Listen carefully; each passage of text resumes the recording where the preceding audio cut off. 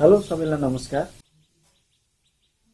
तपाईहरुलाई म आज विशेष गरी यो लकडाउनमा कसरी चाहिँ हाम्रो समयलाई राम्रो ढंगले सदुपयोग गर्न सकिन्छ भनेर केही कुराहरुको मैले जानेको कुराहरु बुझेको कुराहरु तपाईहरुमा आज शेयर गर्न गइरहेको छु। सबैभन्दा पहिलो कुरा लकडाउनमा हामी कसरी हाम्रो समयलाई चाहिँ सही सदुपयोग गर्ने भन्ने कुरा म तपाईहरुलाई आफ्नो जिज्ञासाहरु तपाईहरुलाई स्पेशली मैले जानेको कुराहरु तपाईमा आज शेयर गर्दै छु। सबैभन्दा मुख्य कुरा भनेको केही पोइन्ट्सहरु छ जुन चाहिँ पोइन्ट्सहरु तपाईले फलो गर्नुभयो भने तपाईहरुको लकडाउन चाहिँ एकदमै राम्रो समय बिताउन सक्नुहुन्छ। पहिलो मुख्य कुरा भनेको चाहिँ तपाईले लकडाउन समयमा आफ्नो समयलाई सदुपयोग कसरी गर्न सकिन्छ। जस्तो कि तपाईले मानौ हाम्रो समय अहिले निकै खेर बर्बाद गइरहेको अवस्थामा पहिलो कुरा भनेको चाहिँ हामीले लकडाउनको समयमा अहिले हामी देख्न सक्छौं हामीसँग फुर्सद छ, हामी जे चाहन्छौं त्यही गर्न सक्छौं, खास गरी विशेष गरी घरमा बसेर। सो यो लकडाउनको समयमा घरमा बसेर तपाईले सबैभन्दा पहिलो कुरा भनेको राम्रो किताबहरु पढ्न सक्नुहुन्छ। बजारमा हामी देख्न सक्छौं विभिन्न प्रकारका किताबहरु जसले चाहिँ हामीलाई मोटिभेसन गरेर हुन्छ, हामीलाई इन्स्पायर गरेर हुन्छ, त्यस्ता खालका किताबहरु तपाईहरुले पढ्न सक्नुहुन्छ ताकि आफूले आफूलाई सेल्फ मोटिभेट गर्न सक्नुहोस्। तसर्थ विभिन्न जीवनीहरु महान व्यक्तित्वहरुका जीवनीहरु तपाईहरुले पढ्न सक्नुहुन्छ। त्यसैगरी हाम्रो समसामयिक जिन्दगीसँग रिलेटेड धेरै पुस्तकहरु अवेलेबल छ। तपाईले अनलाइनबाट पनि यस्ता किताबहरु प्रशस्त डाउनलोड गरेर मोबाइलमै घर बसी पढ्न सक्नुहुन्छ। सो यसरी तपाईले आफ्नो खाली समयलाई लकडाउनको समयमा खाली समयलाई चाहिँ सबैभन्दा राम्रो भनेको पहिलो कुरा भनेको हाम्रो मोटिभेशनल तपाईले किताबहरु पढ्न सक्नुहुन्छ। सो पहिलो कुरा भनेको किताबहरु राम्रो किताबहरु खोजी अनलाइनबाट डाउनलोड गरेर पढ्न सक्नुहुन्छ।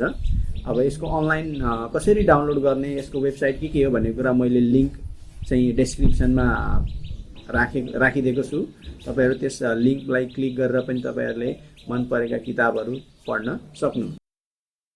दोस्रो कुरा छ तपाईहरुले यो लकडाउनको समयमा अर्को खाली समय चाहिँ कसरी सदुपयोग गर्ने भन्ने कुरा चाहिँ तपाईहरुको घरमा फुलबारी होला, बगैँचा होला हैन, तपाईहरुले सानो घर पछाडी सबैको घरमा थोरै जग्गाहरुमा खेतीपाती सानो खेतीपाती गर्नुहुन्छ होला पक्कै पनि। त्यो विशेष गरी त्यो समयलाई लकडाउनको समयलाई पनि त्यसरी हामीले प्रकृतिसँग रमेर खेतीबारी खन्ने, नयाँ फूल लगाउने, अनि त्यहाँदेखि हाम्रो सानो घरमा रहेको बगैँचालाई चाहिँ राम्रो ढंगले हेरचाह गर्ने, गोडमेल गर्ने, पानी गर्ने। त्यसो हुँदाखेरि हामीमा एउटा सकारात्मक ऊर्जाको सिर्जना हुन्छ। यसरी पनि हामी घरमा आफ्नो खाली समयलाई प्रयोग गर्न सक्छौं। यसले गर्दाखेरि हामी प्रकृतिसँग रम्न सक्छौं। त्यसैगरी तेस्रो पोइन्ट भनेको चाहिँ विशेष गरी खास गरी विद्यार्थीलाई चाहिँ म के भन्न चाहन्छु भन्देखि अहिले विद्यार्थी चाहिँ एकदमै पुरै खाली रहेको अवस्था भएकोले गर्दाखेरि तपाईले यो खास गरी विद्यार्थीहरुले चाहिँ के गर्ने भन्देखि अहिले तपाईहरुसँग पर्याप्त समय भएकोले गर्दाखेरि यो समयलाई चाहिँ एकदमै महत्त्वपूर्ण ढंगले यस्तो समय फेरि बार जिन्दगीमा आउँदैन, त्यो सबैलाई हामीलाई थाहा छ। त्यही भएर यो मुख्य समय चाहिँ तपाईहरुले घरमा बसेर नयाँ कोर्सहरु सम्बन्धी ज्ञान लिने। जस्तो अहिले हामी तपाईहरु जुन कक्षामा पढ्दै हुनुहुन्छ त्यही कक्षामा पढ्नेसँग रिलेटेड सामग्रीहरुको अहिले अनलाइन मेटेरियलहरु जति पनि पाइन्छ त्यो मेटेरियलहरु तपाईहरुले डाउनलोड गरेर हैन अहिलेको खाली समयमा कुनै पनि प्रेसर नभइकन, न परीक्षाको खासै प्रेसर छ, न शिक्षकको होमवर्कको प्रेसर छ, त्यही भएर घरमा चाहिँ तपाईहरु एकदमै आरामपूर्वक हैन तपाईले self study, deep self study is the best study पनि भनिन्छ। सो डीप सेल्फ स्टडी गरेर तपाईहरुले आफूलाई आफ्नो एकाडेमिक ज्ञान चाहिँ जुन हुन्छ त्यसलाई चाहिँ तरोताजा हैन फेरि तपाईले रिकल गरेर राम्रो ढंगले रिभिजन गर्न सक्नुहुन्छ। त्यसै पनि अहिले हामी सुनिरहेका छौं केही संघ संस्थाहरुले, शैक्षिक संघ संस्थाहरुले अनलाइन क्लासेसहरु पनि चलाइरहेछ, अनलाइन परामर्श पाइरहेको हुन्छ, धेरै शिक्षकहरुले दिइरहेको अवस्था भएकोले गर्दाखेरि तपाईहरुलाई केही त्यस्तो डाउट कन्फ्युजन लागेको छ भने तपाईहरु आफ्नो विशेष शिक्षकसँग पनि परामर्श लिन सक्नुहुन्छ। अब त्यसैगरी चौथो उपाय के अपनाउन सक्नुहुन्छ भन्देखि तपाईले अहिलेको समयमा तपाईहरुले राम्रा सिने मुभिजहरु हेर्न सक्नुहुन्छ जसले चाहिँ तपाईहरुलाई एउटा ऊर्जा दिन सकोस्, मोटिभेसन गर्न सकोस् हैन। विभिन्न खालका त्यस्ता फिल्म्सहरु छन्, चाहे नेपाली फिल्म, नेपाली सिने जगतमा होस्, चाहे बलिउडमा होस्, चाहे हलिउडमा होस्, विभिन्न खालका राम्रा मुभिजहरु, फिल्म्सहरु हैन, सिनेमाहरु चाहिँ तपाईहरुले हेरेर आफूलाई त्यस सिनेमाबाट तपाईहरुले एउटा राम्रो ज्ञान हासिल गर्न सक्नुहुन्छ।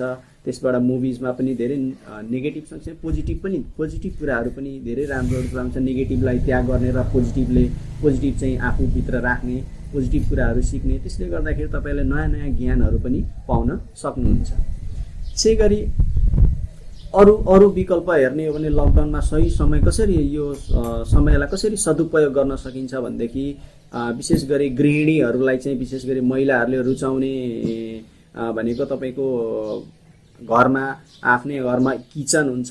किचनमा चाहिँ तपाईहरुले हैन विभिन्न खालका नयाँ परिकारहरु बनाउने प्रयास गर्न सक्नुहुन्छ। त्यसको लागि तपाईले युट्युबको सहारा पनि लिन सक्नुहुन्छ। विभिन्न खालका रेसिपी आइटम्सहरु हुन्छन् जुनले चाहिँ तपाईहरुलाई लागेको थियो होला पहिला पनि हैन, मसँग यदि समय भएको भए म यो पकाउँथे, यो सिक्थे, यो पकाउन सिक्थे, त्यो पकाउन सिक्थे भन्ने कुरा जिज्ञासा पहिलेदेखि थियो होला। सो अहिलेको समय एकदमै तपाईहरुलाई यो सुनौलो अवसर पाउनु भएको छ, जसले गर्दाखेरि तपाईहरुले मन परेका कुराहरु, परिकारहरु, खानेकुराहरु तपाईहरु घरमै विभिन्न व्यञ्जनहरु पकाएर टेस्ट गर्न सक्नुहुन्छ, ताकि तपाईहरुको पनि एउटा किचनमा तपाईहरुको अनुभव चाहिँ अझ बढोस्, नयाँ कुराहरु पकाउन जान्नुस्, सिक्नुस्। वैसरी पनि गृहिणीहरुले विशेष गरी गृहिणीहरुले चाहिँ लकडाउनको समयमा यो समय राम्रो ढंगले युज गर्न सक्नुहुन्छ। सो यही कुराहरु हुन्। विशेष गरी पहिलो कुरा भनेको किताबहरु, राम्रा किताबहरु पढ्ने। दोस्रो कुरा भनेको तपाईहरु घरमा भएको सानो खेती बनाऊ अथवा घरमा भएको सानो बगैँचा बनाऊ, बगैँचामा गोडमेल गर्ने, त्यसले गर्दाखेरि तपाईहरु प्रकृतिमा रमाउन सक्नुहुन्छ। तेस्रो भनेको तपाईहरु राम्रो अनलाइनबाट मुभिज हेर्न सक्नुहुन्छ, मुभिज, फिल्म्स, सिनेमाहरु हेर्न सक्नुहुन्छ, जसले गर्दा तपाईहरुलाई चाहिँ एउटा मोटिभेशनल मुभिजहरु हेर्नुस्, जसले गर्दा तपाईहरुलाई पनि ऊर्जा दिन सक्छ। त्यसैगरी गृहिणीहरुले हैन, चेलीहरुले चाहिँ विशेष गरी चेली मात्रै नबनौ, गृहिणी मात्रै नबनौ, छोरा मानिसहरु पनि हैन आफ्नो किचनमा, चमेना गृहमा गएर विभिन्न खालका परिकारहरु, खाने परिकारहरु बनाउन सक्नुहुन्छ, अभ्यास गर्न सक्नुहुन्छ।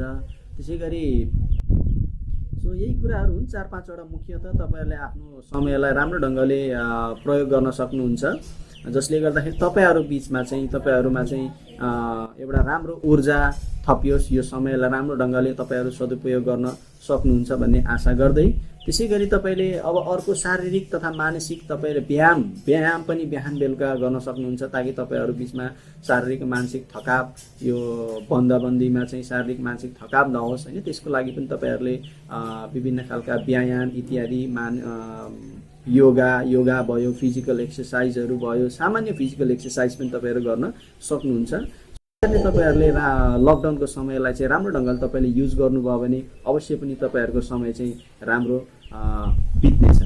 सो प्लिज तपाईहरुलाई यो भिडियो कस्तो लाग्यो तपाईहरु आफ्नो कमेन्ट्सहरु चाहिँ साझा गर्नु होला। केही फिडब्याक छ भने फिडब्याक दिनु होला, ताकि म अरु पनि भिडियोहरुमा तपाईहरुलाई केही भिडियोहरु अपकमिङ भिडियोजहरुमा तपाईहरुलाई त्यो कुराहरु प्रस्तुत गर्न पाऊँ। सो प्लिज लाइक, सब्स्क्राइब र शेयर गरिदिनु होला। धन्यवाद।